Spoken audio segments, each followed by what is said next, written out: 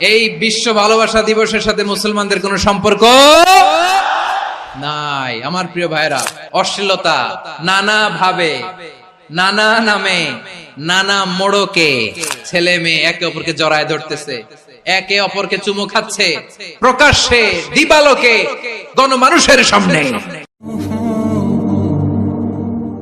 ওয়ানহানিল ফাহশা, আল্লাহ তাআলা অশ্লীলতাকে নিষেধ করেছেন। যত ধরনের, যত টাইপের, যত ক্যাটাগরির অশ্লীলতা হতে পারে সব অশ্লীলতাকে হারাম করেছেন কে? ফাহশা মানে কি? কথায়, কাজে, আচরণে, কমেন্ট, ফেসবুকের কমেন্টসে যত ধরনের নোংরামো আছে, যত ধরনের অশ্লীলতা আছে, এটাকে আরবিতে বলে ফাহশা। রাব্বুল আলামিন বলেন, কুল ইন্নামা হারামা রাব্বিয়াল ফাওয়াহিশা মা যাহারা মিনহা ওয়া মা বাতান।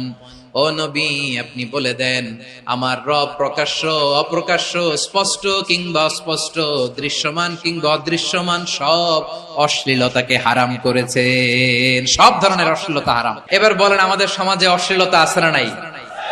অশ্লীলতা নানা ভাবে, নানা নামে, নানা মোড়কে আমাদের সমাজে আছে না নাই?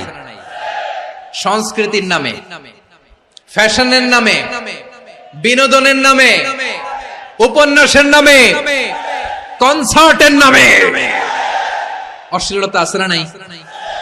আপনি দেখেছেন কনসার্ট গুলোর অবস্থা? আমাদের তরুণ তরুণীরা, আমাদের যুবক যুবতীরা, আমাদের জেনজিরা, কি অবস্থা ওইখানে? ছেলে মেয়ে একে অপরকে জড়ায় ধরতেছে, একে অপরকে চুমু খাচ্ছে প্রকাশ্যে, দিবালোকে, গণমানুষের সামনে। রূপালী জগতের নামে অশ্লীলতা আছে না নাই? এই টার্মটা আপনারা জানেন না? রূপালী জগৎ আসলে কি রূপালী জগৎ না অন্ধকার জগৎ?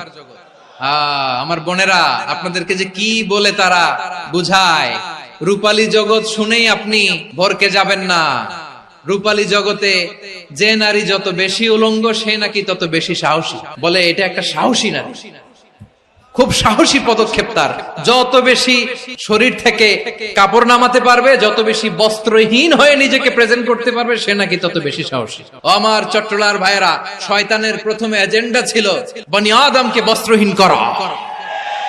সে আদম এবং হাওয়া আলাইহিস সালামকে নিষিদ্ধ গাছের ফল খাইয়ে তাদেরকে বস্ত্রহীন করেছে।